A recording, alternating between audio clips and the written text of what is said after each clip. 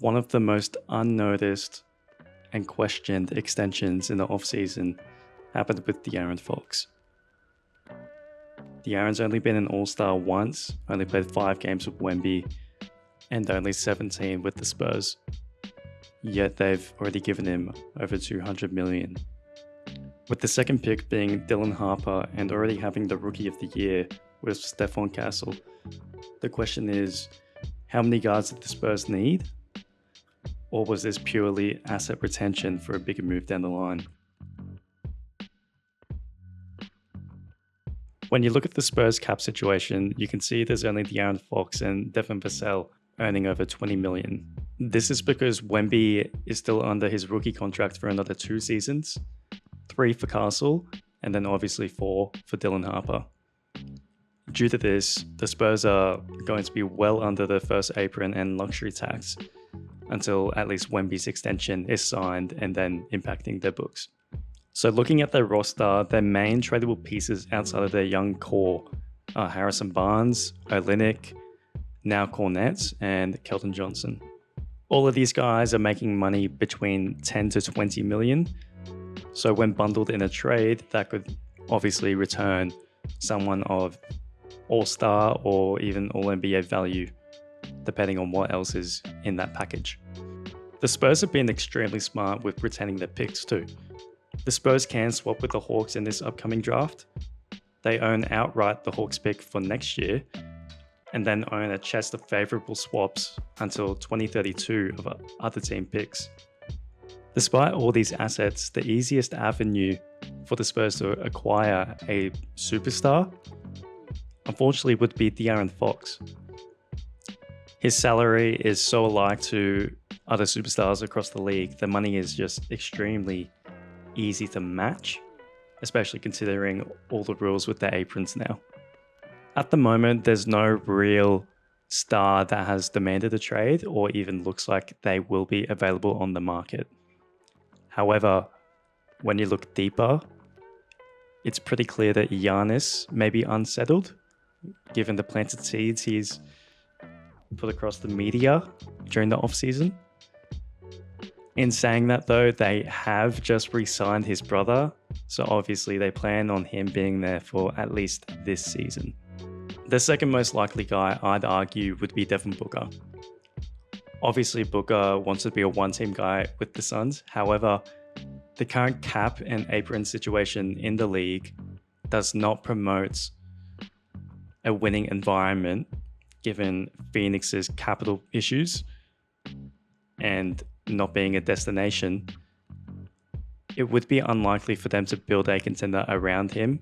So if Booker values winning, he may eventually demand a trade. The other teams with assets that could compete with the Spurs for these stars would be the Thunder and Rockets. Obviously, the Thunder have 2 young proven stars and plenty of role players. Their team will get very expensive in the next few years when the extensions kick in and trying to retain guys like Cason Wallace and Aaron Wiggins. So eventually, Sam Presti might have to pick either Jay Will or Chet. So will Presti make a move now to just avoid that and go all in with their current situation? Who knows? The other team, despite trading for another star this past offseason, would be the Rockets. The only way I would see this happening is simply due to the fit with Amen and Sengun. The only way I believe they can win a championship is if one of them develops a jump shot. Another way could be just going all in for Giannis and trying to hope that talent will override the shooting deficit with either Amen or Sengun. Obviously, they have those 2, and then they have pieces such as Tari and Jabari, then tradable contracts like Fred VanVleet and now Dorian Finney-Smith. They could package these guys with their draft capital from previous trades to potentially get Giannis or Booker. Given the Thunder and the Rockets are trying to contend this season and for the foreseeable future, I really don't think they will sacrifice their young core to go all in for a guy like Giannis.